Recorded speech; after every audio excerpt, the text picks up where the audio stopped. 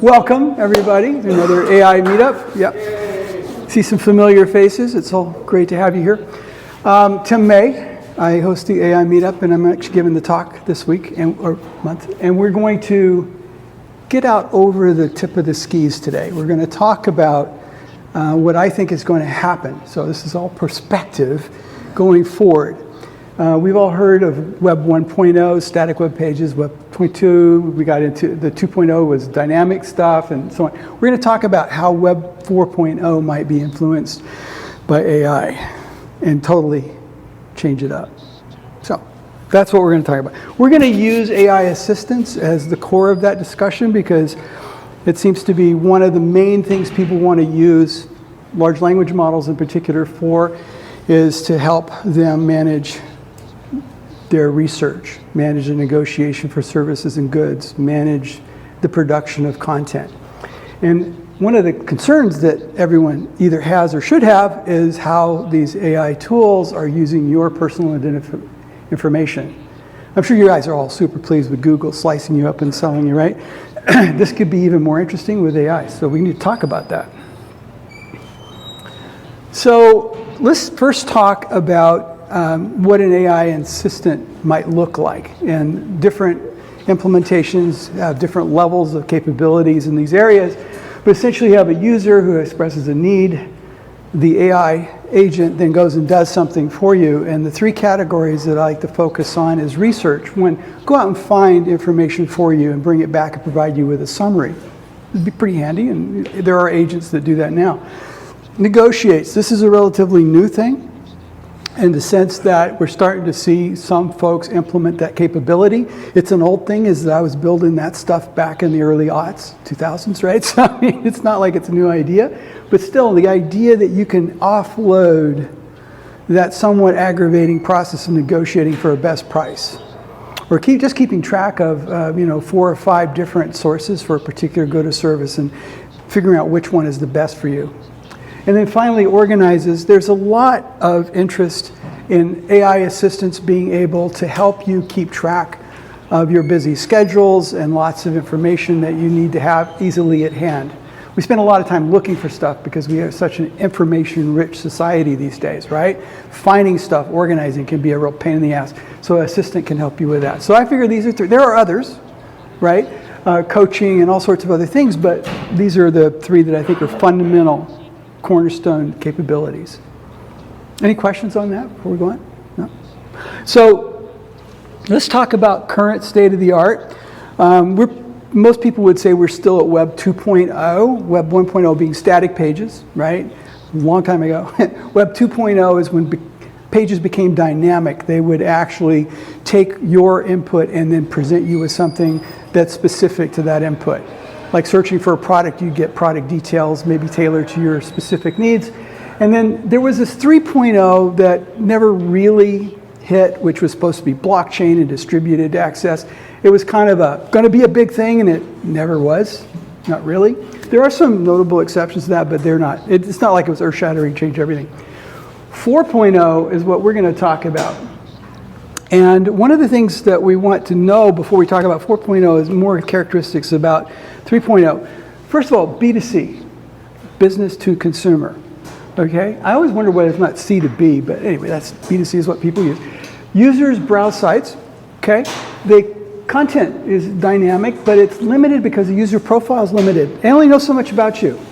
Enough to put this annoying ad about the thing that you already bought, and you don't need another up that you just bought last week and you're still getting pitched on, right? But other than that, they don't know a lot about you unless you've logged in and you've provided them with lots of information about yourself. And how many people want to do that? Not many, right? So the dynamic content being tailored to your particular needs is limited because you have that level of engagement as a precursor. B2B, this is a big deal. Behind the scenes in the internet, there are loads of sites that are talking to each other to accomplish all sorts of interesting business tasks. One of the biggest examples of that are aggregator sites, like Expedia and other sites where they've kind of taken on the idea that, hey, we're going to connect to all these different hotels, airlines, whatever, and we're going to aggregate all that information and give you, the consumer, one central pane of glass in which you can view all that. All right, that's what an aggregator does. There's also a marketing element to this. They spend the money to get the eyeballs so that they can provide that service.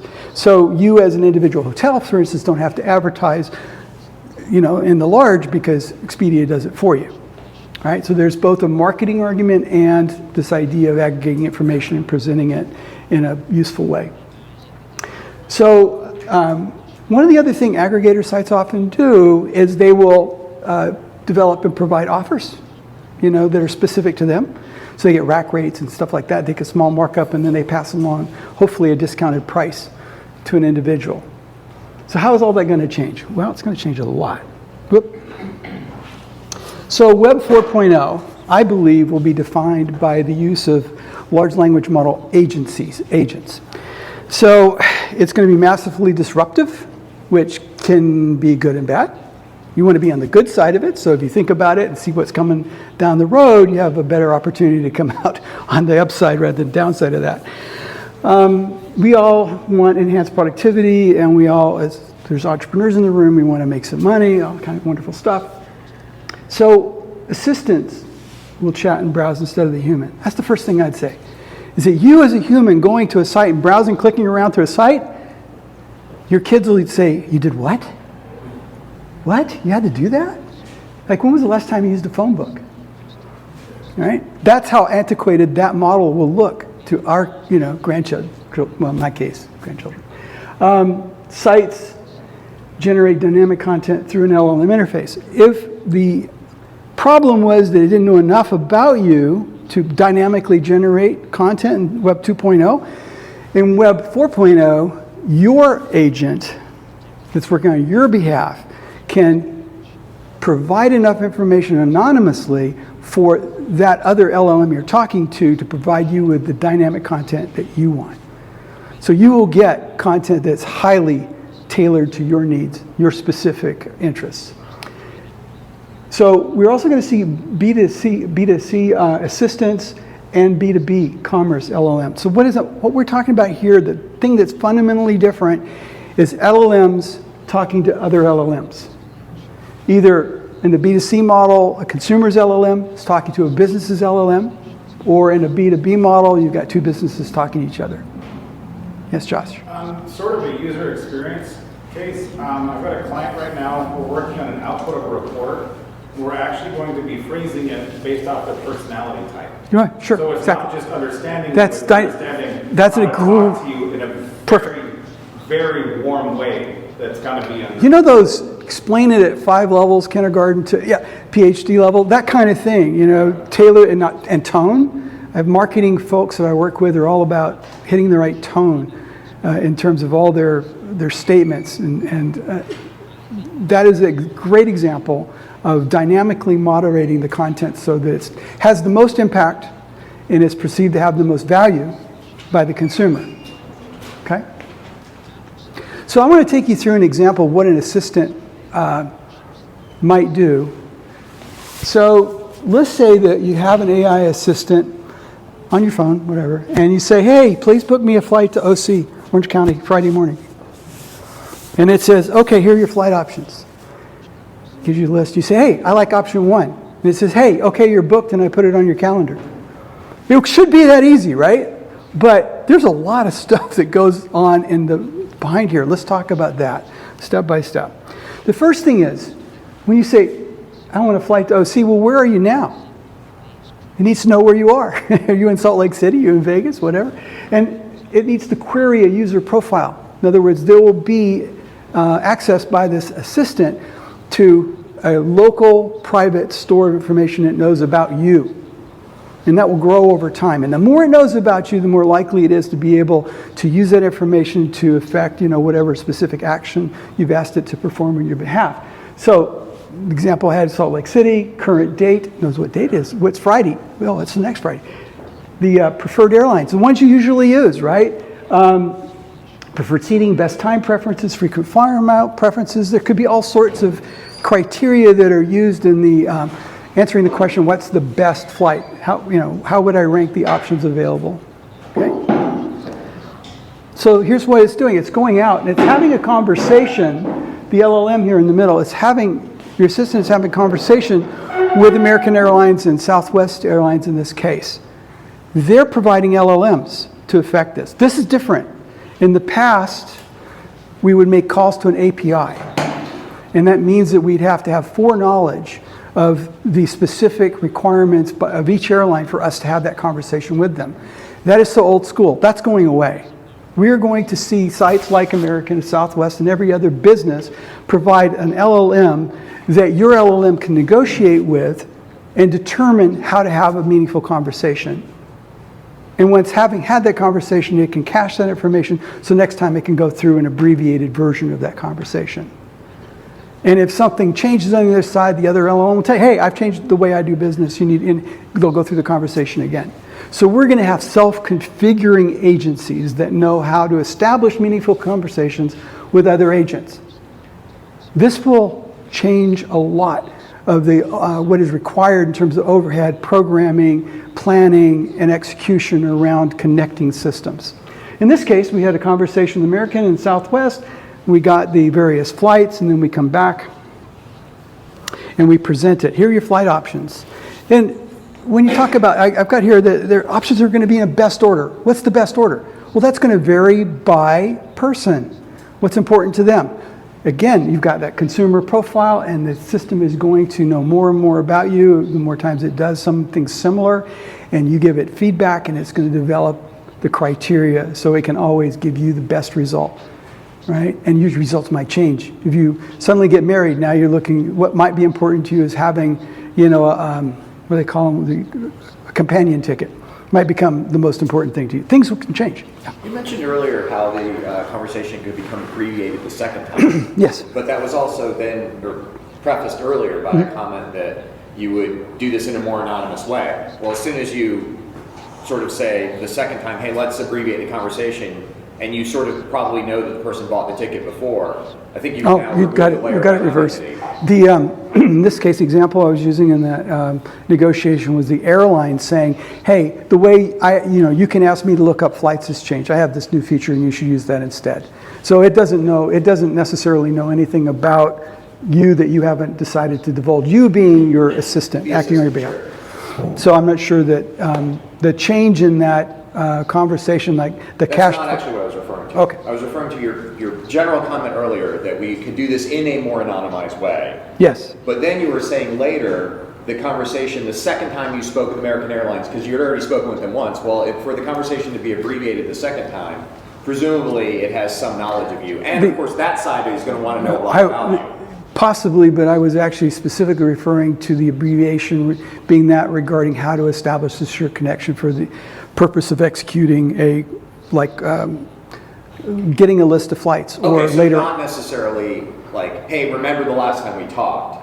That's not what you're saying. Although, to your point, Yeah. it could be that the airline says, but hey, tell us a little bit more. Here are the information that we would need from you to do a better job of finding flights for you. Yeah. And so you might divulge that, but you might divulge it anonymously. Sure. As opposed to you logging into a site and putting in a bunch of information that they now own. Mm-hmm. The idea is who owns the data? You own the data, not the airline, right? That's the way it should be anyway. Well, as soon as you disclose it to them. Well, yeah, but there's a gating function of you actually purchasing something, and now you've gotten the value in exchange for them knowing something about you. Yes. So is the airline going to know your profile? No. Or is the assistant going No, to not know your profile? the assistant knows your profile. Assistant knows everything there is to know about you that you want to give But in it. the current business model, a lot of information, before you get it, the business will require you to say who you are. But that's going to change because now the business and the assistants are negotiating. And see, right now, a site like an airline can demand a certain amount from you. It's like these apps you install on your phone that want access to everything, including your contacts and whatever. No, we're going to see a sea change where consumers, through their assistants, can be more proactive in managing the divulging of personally identifiable information and just personal information in general. So, right? So, two things that dovetailing off that. One is that assistant lives somewhere in the cloud, I'm assuming. I don't have it on my phone. Some company has that. Is this, and I don't know enough about wait. AI to be hackable or safety of So the concern is, but somebody has my data, yes. But that's already the case. And you as a consumer will be able to decide what companies you trust. So at the end of the day, there is, like, you bank, you put your money in a bank, you trust the bank, sort of, right? In some ways you trust the bank. We are going to consider knowledge about ourselves just like assets in a bank. And we're going to maybe trust somebody with that. If you don't, another alternative model is to put all that in blockchain. But that's a very expensive approach and not always necessary. Like a distributed ledger, and not with it's fine, but it's not great for personally identifiable information.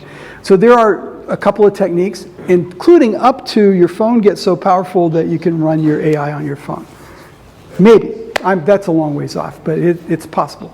Josh, you had a question? So, just on that quick point, your phone should be able to have enough information to, like, store your private information to run with the cloud interface. But in terms of your overall information, a lot of the layers that you're getting in the marketing is marketing companies wanting your information, not the companies that you're doing the business with.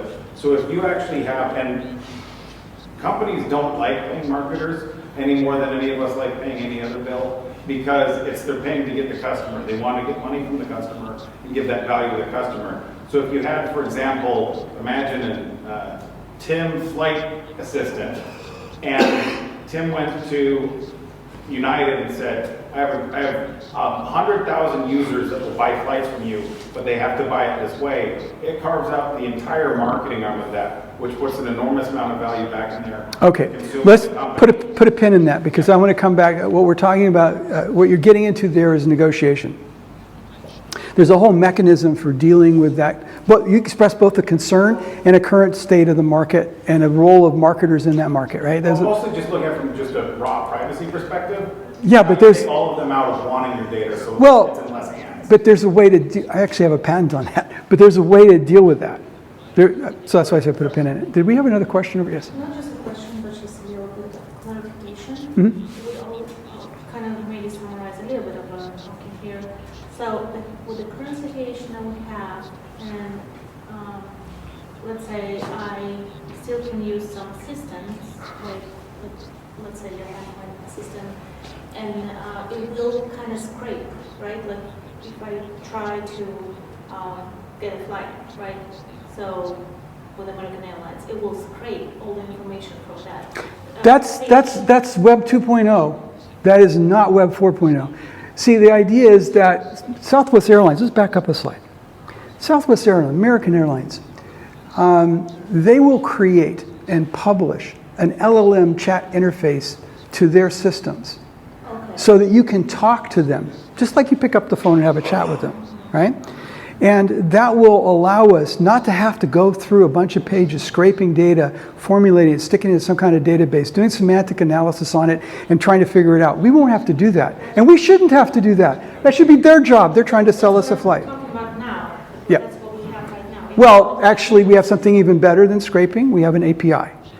There's a programming interface available that you can make calls to at each of the major airlines, and you can retrieve flight schedules, all sorts of information, the same kinds of things that power their web interface. And if you are a partner, if you have some business relationship with them, they've issued you a key that you can use to get even more information that wouldn't be generally available to the public. I think she's talking specifically about LLMs only have the option to scrape the internet right now. Oh, LLMs don't even do a good job of that, but yeah, that is actually very astute, because that's what's going to change, is that the providers of websites will now provide LLMs in addition to, or as an expanded way of engaging. It's all about engagement, right?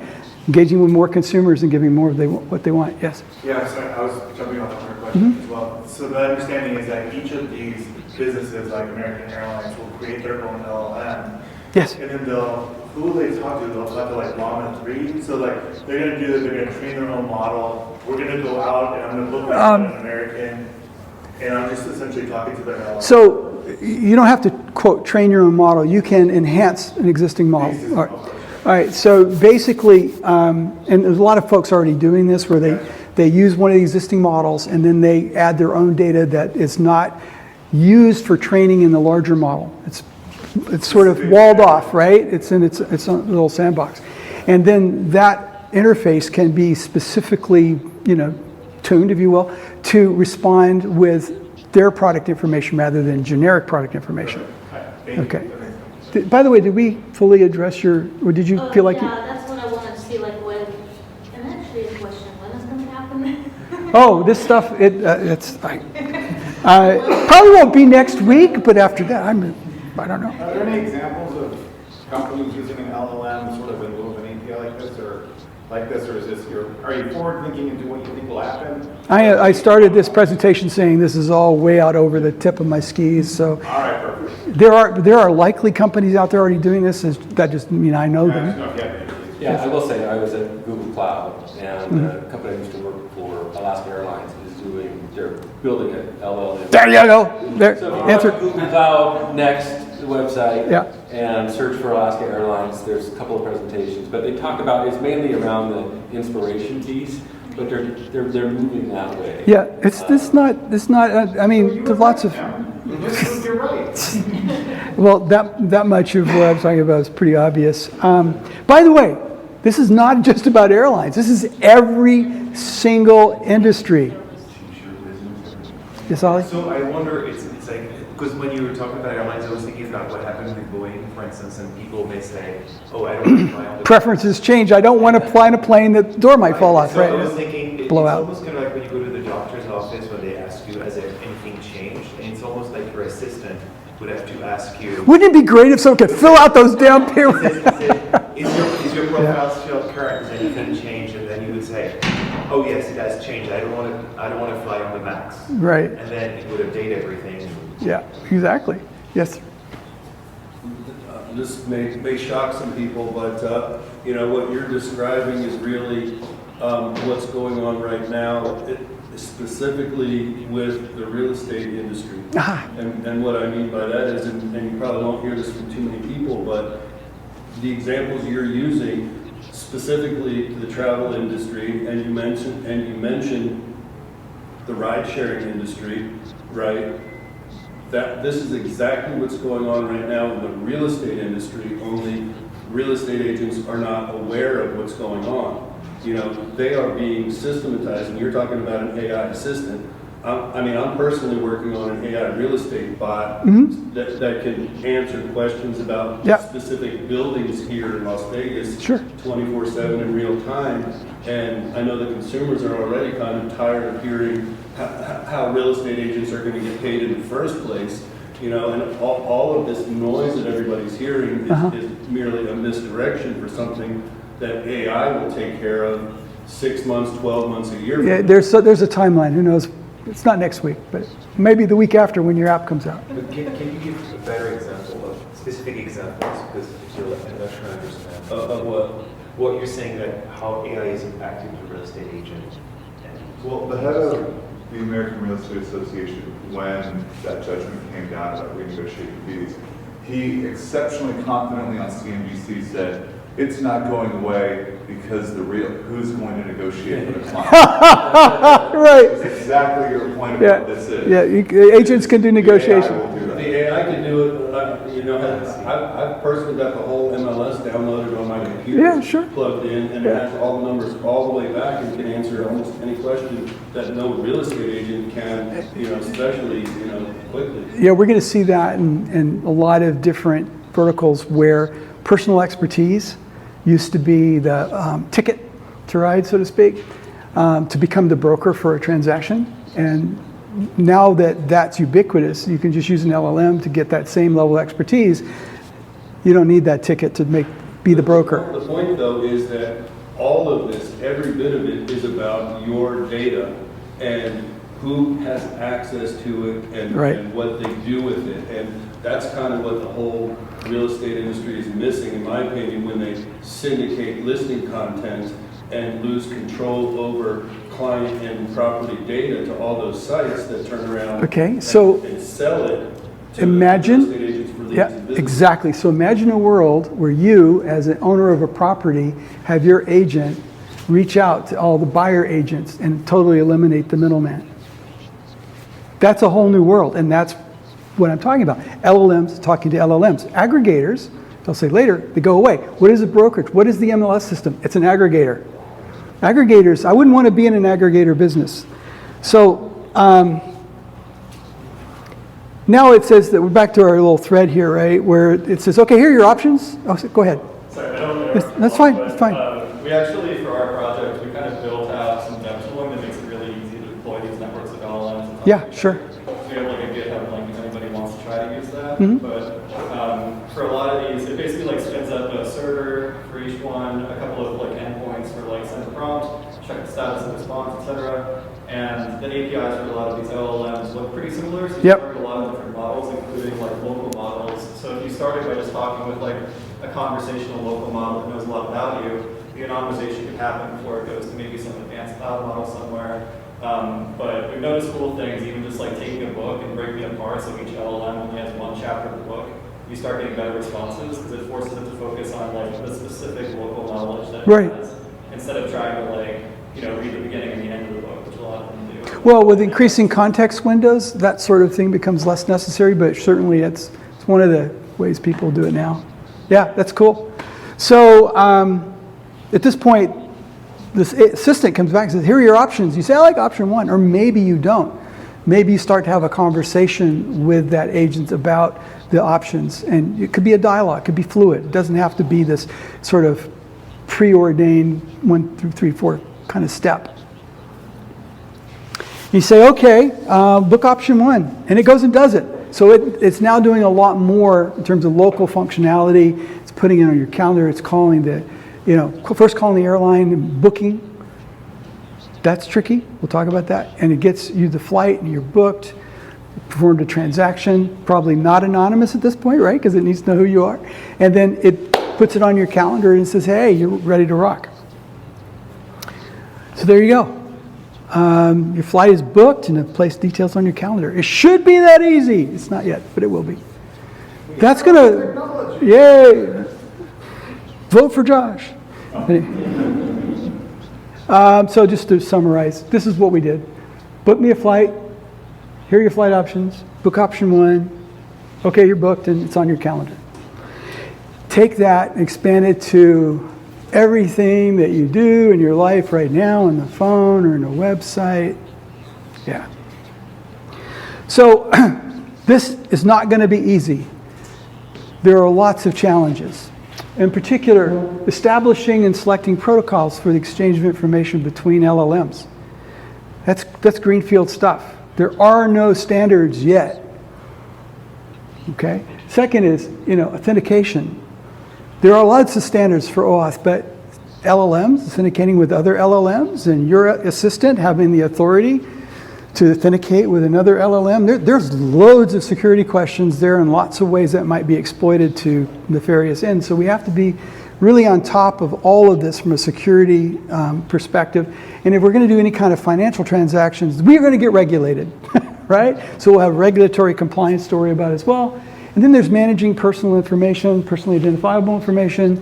These are a big deal, and you guys have heard of GDPR and California CPA. Now we're hearing that the federal folks are looking at federal regulations similar to, and maybe even more aggressive than California's, which would mean that as a company, as somebody providing services, you're going to have a lot more regulatory overhead. And so you better pay attention because there are financial penalties if you get it wrong.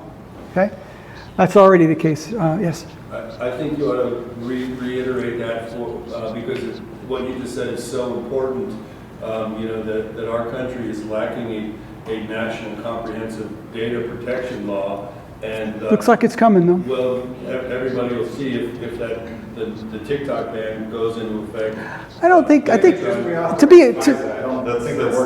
be honest, the TikTok thing is a red herring. It's not the personally identifiable. It's part of it though, because it's the big picture. It's part of it from a perception perspective. Yeah. People are making an example of it for somewhat the wrong reasons, or people don't understand, and are taking it personally like they're being censored, when the fact of the matter is, it's about how their data is being used and abused without their knowledge. Like, for example, with TikTok, why do people trust TikTok? Right? I have no idea. Just as an example, they rob people, they don't pay creators, et cetera. And people want to stick up without considering the adverse ramifications to the rest of the community because it's all about them. Well, yeah, That's just my opinion. that's a whole nother talk all by itself. But yes, I agree that there's the national focus on and eventual implementation of privacy laws that are equivalent to or more aggressive than California's CPA, California Consumer Protection Act, are going to come. It's just a matter of time. Europe obviously is already there, and you see loads of very large judgments against large companies for infractions. Intentional infractions, by the way. If you're not from California, nobody in here has heard of the CCPA. I intentionally don't do business in California. Well, okay. Then you won't do business anywhere in the States after the law is passed. There's reasons. I mean, most. Well, actually, it's there to protect the consumer, Josh. So, I mean, you might want to reconsider that. But in terms of being, if you mean by doing business, running a business in California, there's additional cost and overhead, yes. Well, I mean, it's a more nuanced discussion than that. Okay, that's true enough. So then another one is exchange structured data. LLMs can already do this. They just don't do it really well, but they will eventually do this extremely well. One of the benchmarks I'd like to see that I haven't seen that the LLMs are all tested against is exchanging structured information with a great deal of accuracy. I'd like to see a test. I haven't seen one for that particular aspect. They do math, they got dozens of tests, but that's not one I've seen. They like it if you pre-process it, basically. Well, yeah, but the point is that we need to be assured that two LLMs can exchange structured information with a high degree, 100% if possible, accuracy. Yeah. And that's coming, I think. And perform transactions. Well, you can't perform transactions unless you get all these other things right. I still think that the risk, like when I used to work in fraud in banking, it was all, like more than half the fraud was from family members. So from one household. Yeah. And I think that the weak point I see here, because everything else is pretty much the same, but it's a different format. But it's just someone an impersonator that would pretend to be your assistant. That's where I think the weakest point is. Well, that's why it's so important that we get this part right. That's the weak, because everything else, I mean. Yeah. First of all, well, I mean, if your kid steals your credit card and borrows your credit card, and goes and buys a new Xbox or something. I mean, that's, yeah, at the end of the day, there are so many layers of conversation around that. I think if you're in the security business, you're going to be gainfully employed for many years to come. Yeah. Yes, sir. Yeah, I had a question about the first bullet point. So you're talking about establishing those protocols between LLMs. Are you talking about like OpenAI in Meta with Llama 3 and Google with Gemini? Like, are they going to establish those? My next slide. Next slide. Great. You get the. Right on track. Yep, right on track. I think it's the next slide. Okay, let's go on. So, some tools you can use today and technologies to watch. One term that you maybe have never heard of is conversable agent. Agents that can talk to other agents. It's a Microsoft invention. Okay. They like to throw words around. And perpetual chatbots, which you probably have heard of. What is a perpetual chatbot? Anybody want to? Doesn't run the things you said. No, it has an ongoing conversation with you. It's got this context window that just moves through time with you. And it's able to go back and fetch previous historical conversations and bring them into the context window. So it's like, okay, your wife, and she remembers what you did last time, and she's going to tell you why that didn't work and why you shouldn't do it again. So, yes? So I've been on quite a bit. I can ask it a question or a topic, and it'll just go back and. Great example. Exactly right. Exactly right. Not that I have to like. In fact, it will intuit that we're talking about something that happened in the past and go get it for you in advance, and might even prompt you. Like you could say something like, "Hey, I want to go for a trip down to see my cousin in San Diego," and it could say, "Hey, last time you went, you really enjoyed staying at the Coronado or what it was, that one out on the beach." It could know that and say, "Do you want to stay there again? If so, I can go see if there's any specials." Or so it can actually look at the conversations having with you and look for similar contextual information from the past that would be relevant. Could I tell it to check in on me in Yeah. 6 weeks or something like that? Yeah, exactly. Prompt me. It's an assistant. It should know how to do that. Think about it. If you had somebody working for you that you were paying 80, 90K a year to be your assistant, you'd expect them to do all that stuff for you, right? Same thing. We expect these people to have these assistants, to have human level capabilities in terms of performing all of those tasks that you would have had a human assistant do for you. Would it prompt me through Google Calendar? Or would I do? Whatever you want, yeah. Facebook's already building this stuff. They just announced the day before yesterday that Meta.ai, you can go there and look at that announcements. They're feathering that into all of their user-facing functionality, yeah. So I'm not a marketing person, but I wanted to get your perspective on what is the purpose of marketing, because the fact of the matter is that people really aren't good at knowing something they like that they don't know of. Not my next slide, but 3 slides down. Here's the answer. Marketing will still be important, but they're not going to market to you. They market to your assistant. Well, I understand that. What I'm saying is this a case where the LLMs will converse with each other and say, you can push out your marketing efforts, Yes. provided that it's XYZ thing. Exactly. Marketing email stuff, because I would like to know when a pair of Levi's 34 509 jeans in this color are available and on sale. One of my previous talks, I talk about marketing metrics and using data science to make all communications between a company that has products and services and an individual as effective for both parties as possible. And I have 3 metrics that I've always used: actionable, relevant, and timely. Art. So that goes into the long tail of increasing customer satisfaction by being... Absolutely. If every email you get from XYZ is something you go, wow, how'd they know that I wanted that? And you're going to pay attention to the email. If it's every email that you get is like, you put them in your block list, right?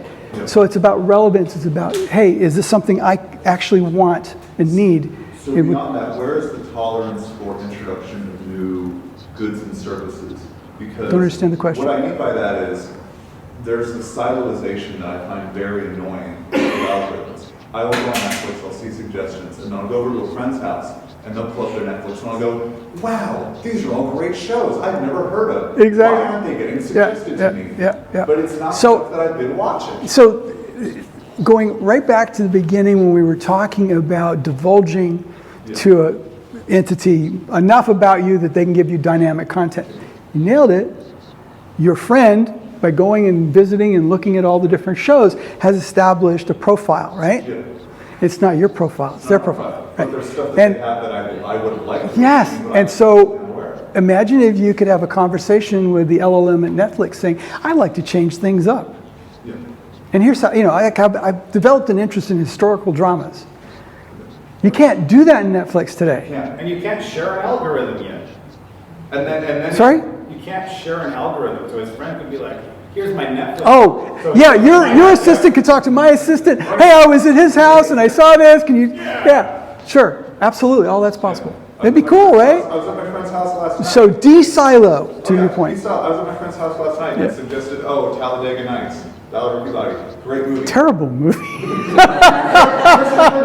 wasn't your house. I got that movie for free when I bought my first Xbox, and I hated it. That doesn't show up for mine. Yeah. I wish it would have, but there's no exactly. problem. It could be just analytics, whatever you click on your end, that's what it counts. Yeah, it does. And the thing about Netflix is if you've been using Netflix for 20 years, whatever it's been, when they first came out, they had various tools to allow you to search for material. You could search by actor, you could search by genre, you could do all sorts of cool things. You could build somewhat sophisticated queries and it'd give you a list. And they realized that people didn't like doing that. It was way too geeky. So what they did is they had a competition, which a buddy of mine won, where they said, we'll pay $1 million to the first analytics group that can show us how to look at people's previous choices, viewing whether they viewed something more than once, how long did they abandon the viewing in the middle, all those kinds of things, and make suggestions. And he won the $1 million. Well, his team did. And the thing is that was one of the very first big data analytics challenges on Kaggle. Remember, Kaggle's a big deal today. It was early days then.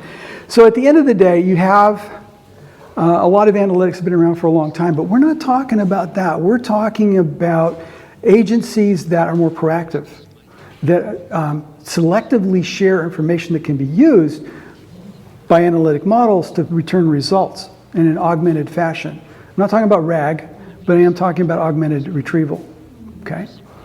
So anyway, let's talk AutoGen. This is cool. Microsoft's top guys came up with a new product. Well, it's a project that's now becoming a product. It's called AutoGen. It's a multi-agent conversational framework. See, I didn't invent this stuff. Other people did. They're smarter than me. So what are they doing? They're talking about having agents know how to talk to agents. And we'll take a couple slides to look at that. And then we have Microsoft Semantic Kernel, which is a product.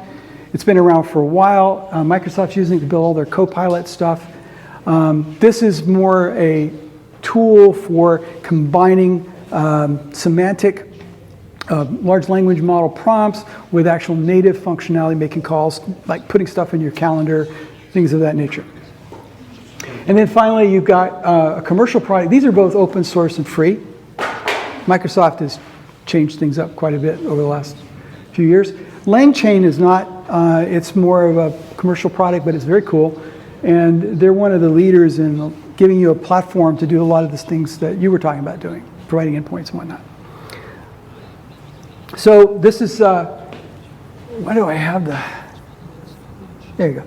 So I'm not going to try to explain this slide a whole lot other than to say the idea that they have is you have different agencies with different roles and they can be orchestrated to solve tasks, right? And they have a framework, and the most important part of their framework is that they're defining the protocols for communication among the agents.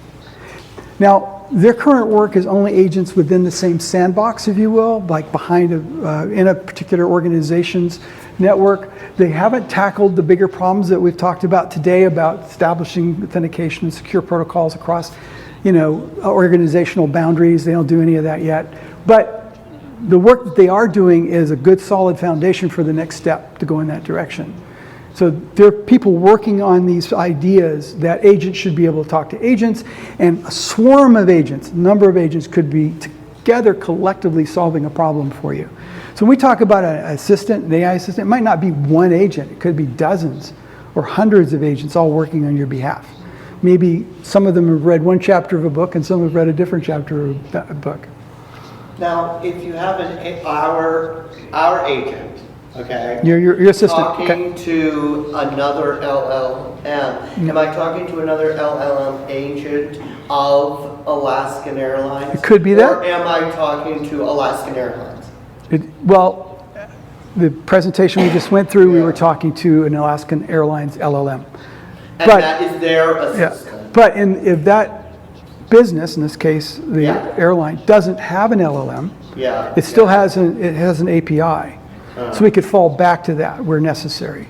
So not every business has to all get to this LLM nirvana before. And will the other LLM be competent? Meaning United may have a more competent LLM than Alaskan, or is it going to be the same? No, they'll all be. It's the beauty of capitalism and free market competition is that every company, if they see a perceived way to get an advantage in the market, and it makes sense to spend the money to do that, they will.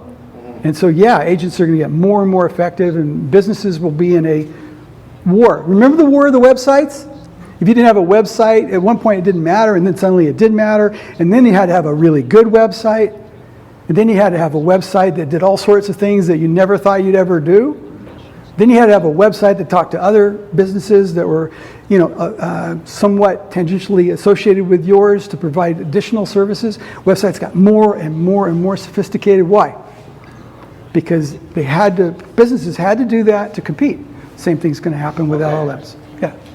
So the conversation you have with your assistant may be non-deterministic, right? But the value that the business provides for like the airlines, like flight dates, things like that, that would be deterministic.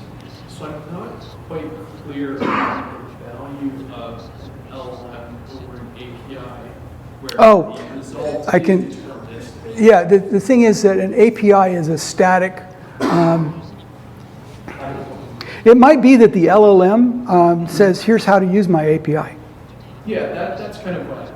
Okay, but there are lots of businesses where maybe the data being served up is not as deterministic, Yes, okay, fair. right? So for instance, let's take I don't know, somebody like a Zappos, Yeah. right? When you go into Zappos and you go in and you try to find something, it can be arduous. Sorry, Right. I used to work there. Okay.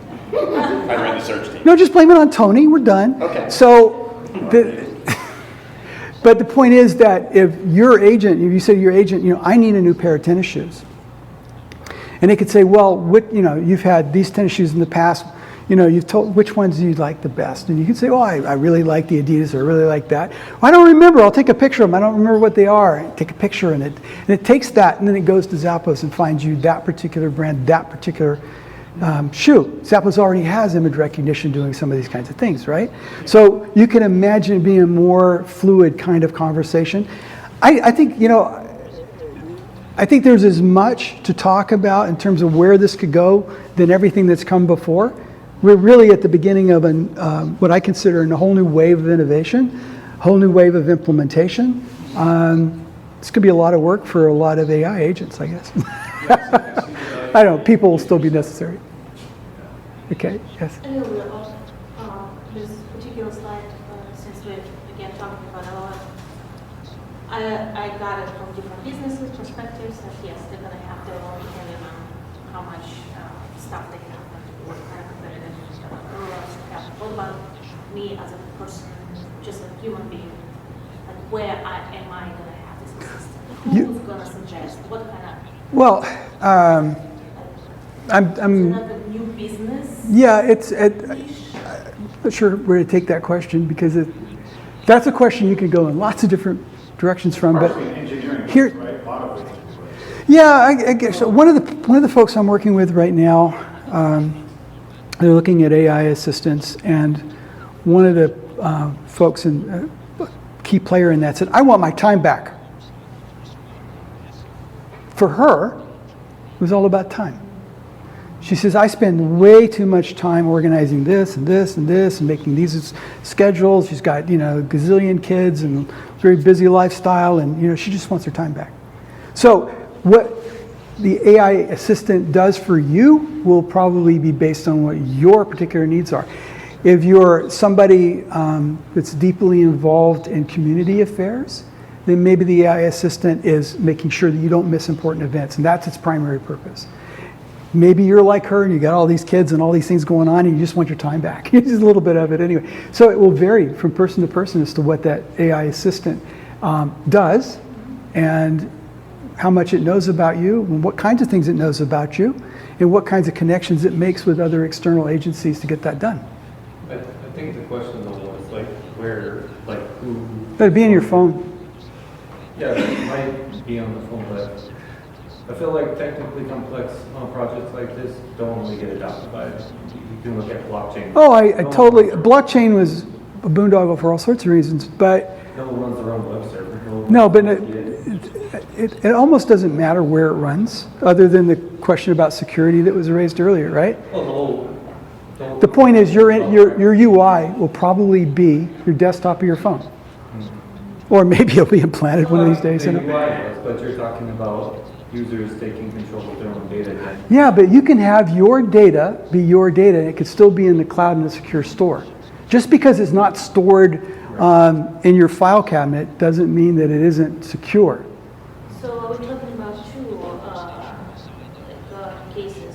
Cloud, like some cloud business, and it's going to be like big corporations like Microsoft or any other suggesting the service to be the personal assistant. So that's how so is the question, who am I going to buy this assistant from? Yeah. Okay. How Who's the entrepreneur in the room that's going to build? Yeah, there you go. You got to talk to Josh. I'm actually working with a company to build it right now too. There are going to be dozens and dozens, if not hundreds or thousands of vendors. There are already AI assistants out there. Some of them are ridiculous. Like there's one I won't mention the name of that charges $99 to $130 a month. And all they're doing is putting an AI LLM in front of a bunch of APIs for commonly used services. That's so lame. That's where we're starting, though. But for Excel formulas, So we have to begin it. We have to begin it. What? you guys can get towards the end of just wrapping Excel formulas. Oh, geez. Okay. That's what that All right. So, next slide. Here are some of the kinds of conversations that Microsoft is trying to focus on as the 6 core types of conversations. Math problem solving, retrieval augmented chat, which is very cool. That is exactly what you think it means. Decision making, conversible chess, that's kind of cool. So there's some very elaborate heuristic and state being managed through a conversation. And then you've got dynamic group chat. This could be super important for social networking uses. And then multi-agent coding, one of my favorites, of course, because I do all coding. But this is what they've done. There's probably more models that will arise and be maybe more important to, in different business scenarios, but these are some of them. So let's go back to sites that engage with assistants. And again, research, negotiate, organize. So at the end, you've got a conversible agent with secure messaging talking to all of these external resources that also have conversible LLMs. And they take your need and they give you summary and they manage your calendar and they learn about you over time. And that's Web 4.0, at least in my opinion. Yeah. So there's some heavy lifting ahead. And so this slide is mainly aimed at people that are on the business side of this, that are either looking at how is AI going to impact my business? How will I remain competitive? How am I going to produce more compelling content for the users of my business about my products? Or maybe my product is content, if you're an influencer or whatever. Lower HR costs. How can I run my business in a less HR heavy way? New business models. Could be completely new businesses that come out of all this technology. And finally, end of aggregators, maybe. Talk about distributed to your point about marketing. Imagine if you had your assistant say, okay, you guys, all you guys out there that sell cars, I'm in the market for a car. Please give me your best offers, and this is the kind of car I'm looking at. It aggregates, puts that summary, and presents it to the user. The user's in control. They reached out. They know how to talk to every car manufacturer out there. They don't need an aggregator. Same with hotels. Yeah, So now, it's going to be like online travel agencies or aggregators. So maybe Expedia is going to create your travel agent, right? but you won't need Expedia anymore. I agree, but that's who's going to come and do it first. The Expedia's main job in the market is to get the eyeballs. Yeah, they're not going to, well, You won't need those anymore. to your point about cars, I guess this is something that hasn't been addressed, is it's not remove the need for specialized knowledge bases. Because Akerloff's 1970 article in Economics Online and teaches it's in an asymmetric information market. You don't know, that's why people get Carfax. I don't know the car history of that. I don't know if that car has this issue or that issue. So you can have your LLM connect to it to say, I need this specific car, but it has to have this specific background, or it knows that this car is going to need this replaced at this year, this model, that any mechanic would tell you. Yeah. But it would be able to aggregate that specialized knowledge into incorporating the decision. So it won't remove the specialized knowledge base, but it'll just be able to incorporate it. So remember our conversation earlier about experts? Yes, vaguely. Vaguely. We talked about real estate and the expert and the ticket to ride and becoming the broker because you're the expert. Sure. Imagine if you had, and your assistant says, geez, I want to buy a used car, your example. I don't know anything about used cars. But I know I want reliability and I know the kind of car I want and I know my price range. Hey, there are LLMs out there that are experts on this. Let me ask them and I'll pay them a small fee. And they know how to do all that other stuff for you and get all the information and give it back to you in a summary.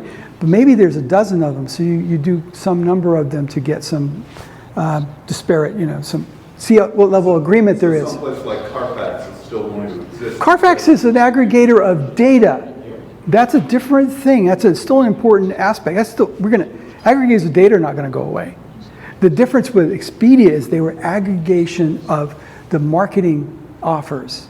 That's what they're doing. So the idea with Carfax is that there are a gazillion used cars out there, and they have all the history of those cars. It's fine. That's data aggregation. Where Expedia would be different is that, okay, they have individual deals with all these hotels, and every one of those hotels gets the benefit of leads of people booking rooms, and they don't have to do the marketing. That's what but they give up margin. If you can get rid of Expedia and not have any more marketing budget than you already had, then you're ahead of the game. So that's why aggregators like Expedia are going to have a problem, because from a marketing perspective, they're a lot less relevant than they used to be. Well, part of this too is them just literally navigating all of that information. If you think back to 1995, just the idea of being able to go through all these searches at any price is a marvel. What we're seeing is the tools are getting better, so we can have better output. Now, because of these language models, we can ferret through these large databases and don't have to give up those marketing. For us guys that are old, you remember travel agents? Right? I had a travel agent full time for my firm because we had people flying everywhere. It was that disappeared in the late 90s. Yeah. So for us, if we want to get into that area of the business, because you're talking about resources, so right now there's going to be a big investment for those airlines companies or other companies to build that structure, I guess, right? So the question number one is like, is there going to be a shortage of resources for them? Like, who can build that for them? And you know, if you're interested to get into that area of the business, what do we need to learn or be good at? Well, oh gosh, there's so many. Ollie, that's one of those. Okay, you know, first page of the book. It's a long book. I guess the short answer is that if you think about previous disruptive events in technology and how that played out, there was a competition for resources. There was a race for being adopted as a standard. There was a race for gaining the trust of the community so they would use your tools. There are all sorts of factors that go into that question of what's required to put the tooling and implementation in place to provide this new feature, right?